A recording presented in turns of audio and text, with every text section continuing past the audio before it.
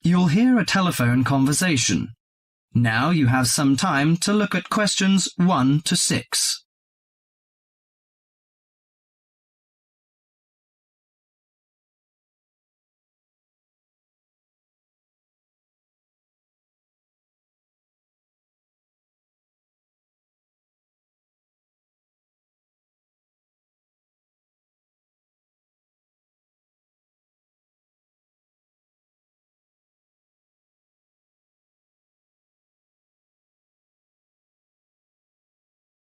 Listen to the conversation and answer questions 1 to 6.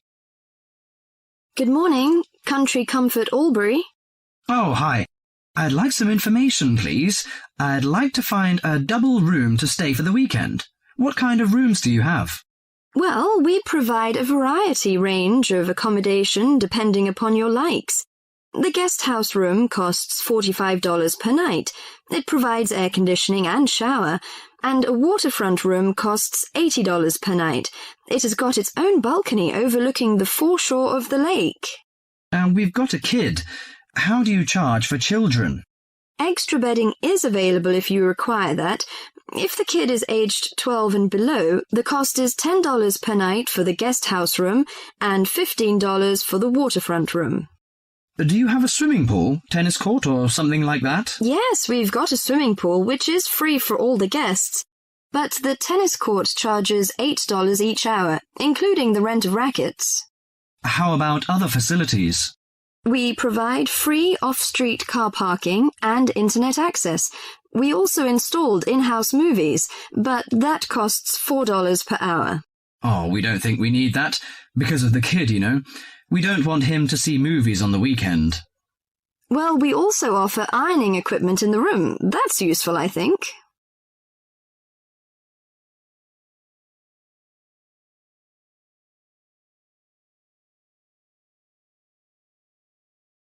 Before listening to the rest of the conversation, you have some time to go through the questions 7 to 10.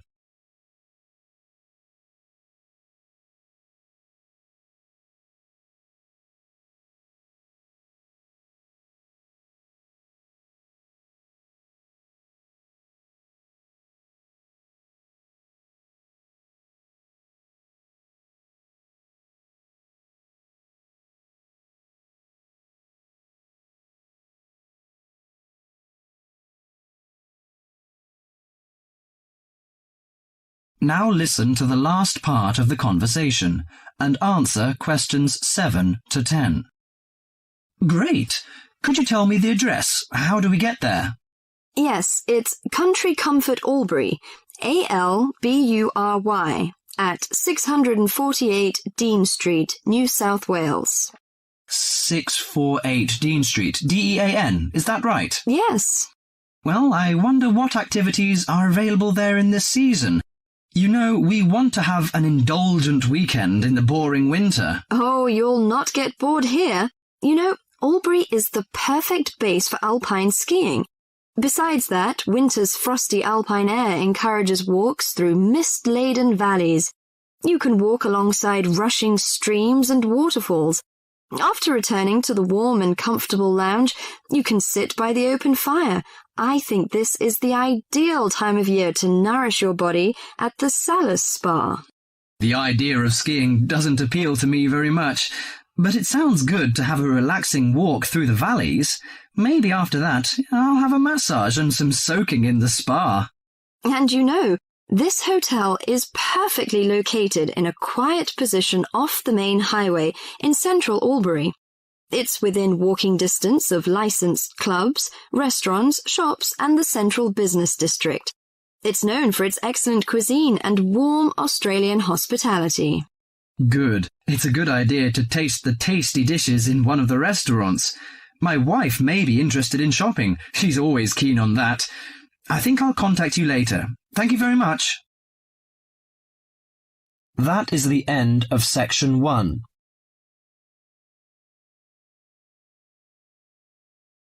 You now have half a minute to check your answers.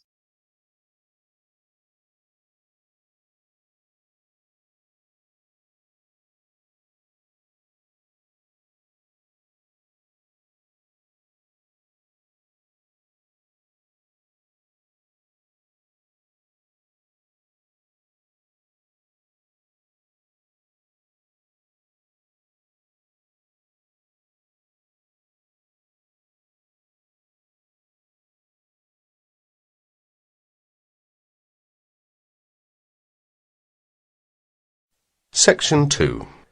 You will soon hear an informative talk given by Michelle on how to keep out burglars and keep your home safe. Before you listen, you have a chance to read questions 11 to 16.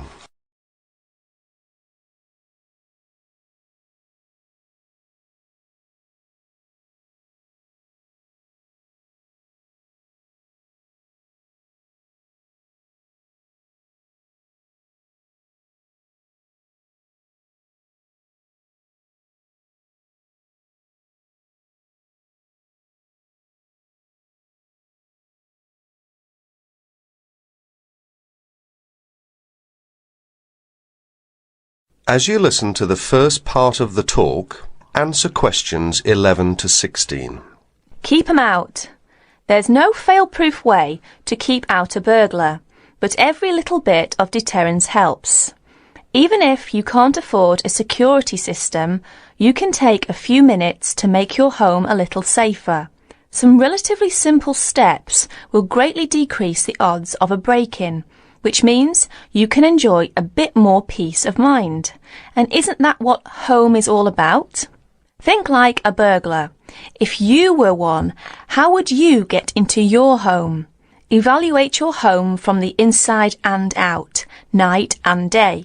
You might even try a mock break-in, trying window jams and loose locks on your house's perimeter.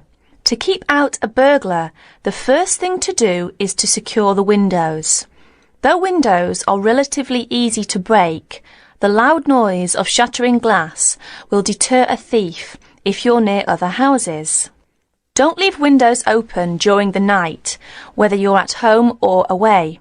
That's a common sense precaution, but a surprising number of people forget to do just that. Use a pick-proof locking device for your windows. Make sure the frames are solid. If you're beyond the earshot of your neighbours, they won't hear the glass breaking. Consider installing a plexiglass sheet for the more accessible windows. This will make entry through them more difficult. Your doors should also be secured. If you don't have a peephole, install one in the front door. If you have one, make sure that you and your family are in the habit of using it. Don't open the door to anyone you don't know, especially at night. If the peephole is out of reach of your children, keep a stepladder or stepping box by the door for them to use. If there's any glass within 2 feet of your front door lock, consider a locking device that would be out of reach if the glass is broken. Now, a few tips on how to protect your valuables. Don't leave your valuables, stereo, computer, jewellery, etc., where they can be seen from the window. If you don't want to hide everything from sight, consider blinds.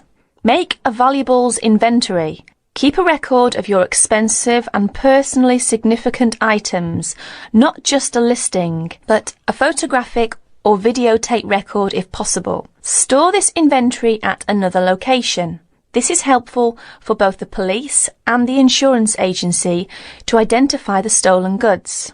Use an engraving pen to mark these items with some kind of personal identifying information, such as your initials, in an inconspicuous place. This also helps record your possessions in case of any other mishap, such as fire or flood. Now look at questions 17 to 20.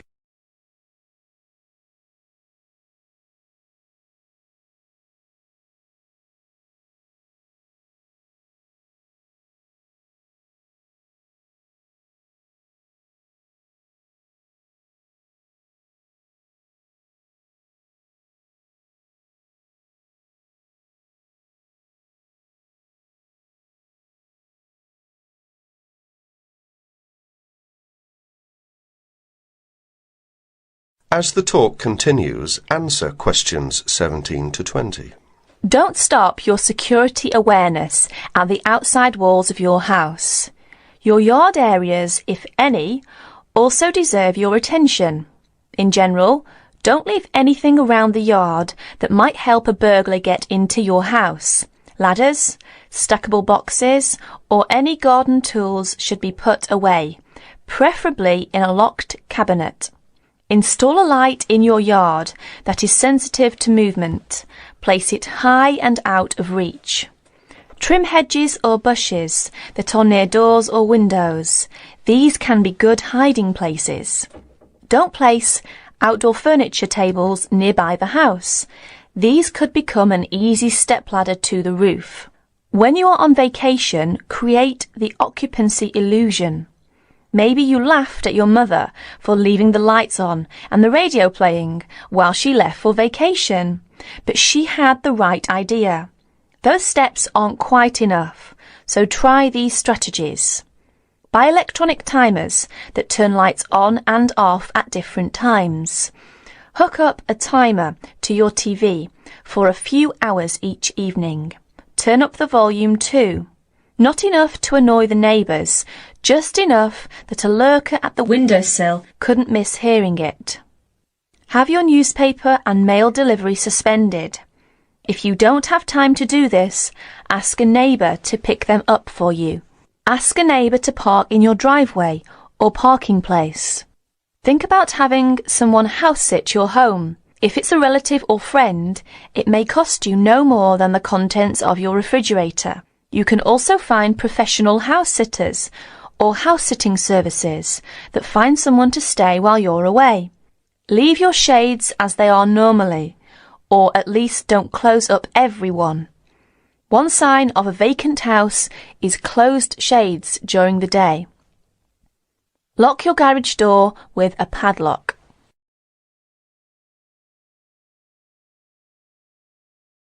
That is the end of section 2.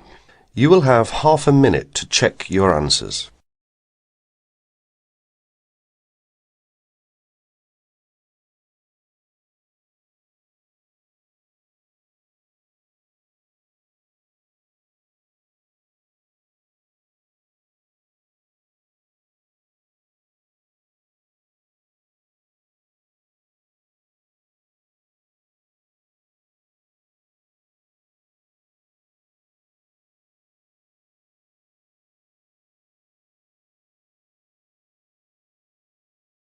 Section 3. Mr. Jackson, who feels that he is physically unfit, is consulting with his doctor about his health condition. Before you listen to their conversation, you have a chance to read questions 21 to 24.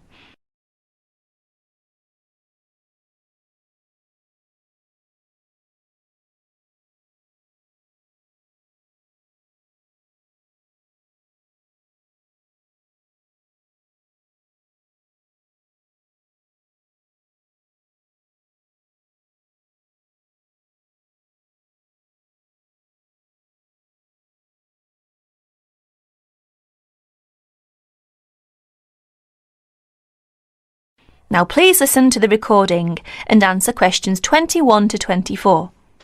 Well, Mr. Jackson, the first and important thing I have to tell you is that there is really nothing seriously wrong with you. Physically, that is. My very thorough re-examination and the analyst's report show that basically you are very fit. Yes, very fit. So, why is it, Doctor, that I'm always so nervy, tense, ready to jump on anybody? My wife, children, colleagues. I think your condition has a lot to do with, shall we call it, way of life, habits? Way of life? Habits? Yes. Now tell me, Mr. Jackson, you smoke, don't you? Yes, I'm afraid I do, Doctor. And rather heavily, I imagine. Well, yes. I smoke, about 40, 50 a day, I suppose. You should do your best to stop, you know. Yes, I see. But, it won't be the first time. I've tried to give up smoking several times, but it's no good. You see, 50 a day is overdoing it, you must admit. You must cut down at least that. Ah, yes. I know that when you're feeling tense, you probably feel that a cigarette relaxes you. But in the long run, I do advise you to make a real effort to quit smoking. Of course, but, well, it's easy to say give it up or cut it down, but, oh, you know. Well, in my opinion, you have no choice. Either you make a real effort or there's no real chance of your feeling better. You see, well, obviously I could prescribe some kind of tranquilizer, but would that help? I'd prefer, and I'm quite sure you'll agree, I'd prefer to see you really back to normal, not just seemingly so. And that's my reason for asking you several more questions about your other habits. Right. Now you have a chance to read questions 25 to 30.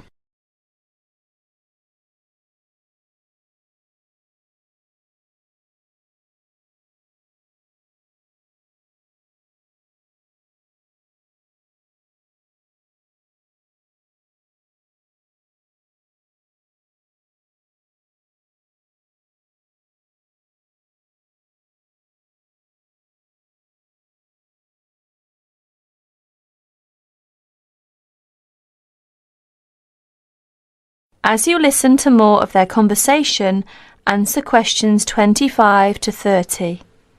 Your eating habits, for example. What do you eat normally, during a normal day? Yes, well, I'm a good eater. Yes, I'd say I'm a good eater. Now let's see. Up at 8 in the morning, and my wife has a good breakfast ready. A good breakfast. The usual. A cereal followed by bacon and eggs with fried bread and perhaps a tomato or two.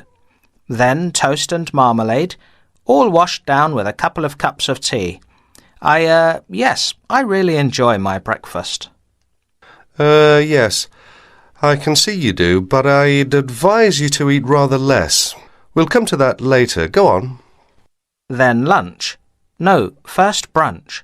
A cup of coffee and a bun at 11. Lunch has to be quick, because there's so much to do in the office about that time, so I have a pint and a sandwich in the pub. All very hurried. Try to be in less of a hurry. But I make up for it in the evening. I get home at about 7. Dinner's around about 8. Yes, my wife's an excellent cook. Excellent. It's usually some meat dish, and we like spaghetti as a first course. Spaghetti, a meat dish, cheese, sweet. But then, at the end of the day, shall we say, then I begin to feel on edge again. Most evenings after dinner, we read or watch TV, but I get this terrible feeling of tension. Well, I'm sorry to have to say this because you obviously enjoy your food, but I really do recommend that you eat less, and secondly, that you eat more healthily. Instead of having that enormous breakfast, for example, try to be content with fruit juice and some cereal. I see, but 11's right. Well, that's all right, but lunch should be more leisurely. Remember, your health is at stake, not your job. As for dinner, I'd advise you to eat a soup, perhaps, with a salad. A salad followed by some fruit. But my wife's cooking is superb, granted. And she probably enjoys preparing delicious meals for you. If you like, I'll have a word with your wife. No, that won't be necessary. Thanks just the same, Doctor, but no. That is the end of section 3. You now have 30 seconds to check your answers.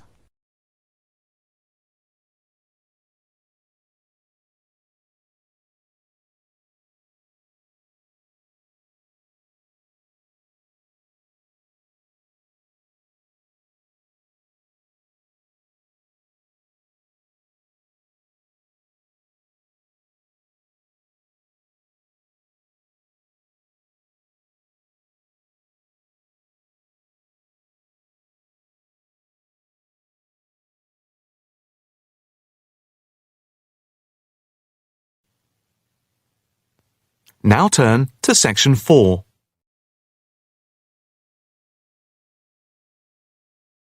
Section 4. You will hear a talk on the effect of architecture on people's mood. First, you have some time to look at questions 31 to 40.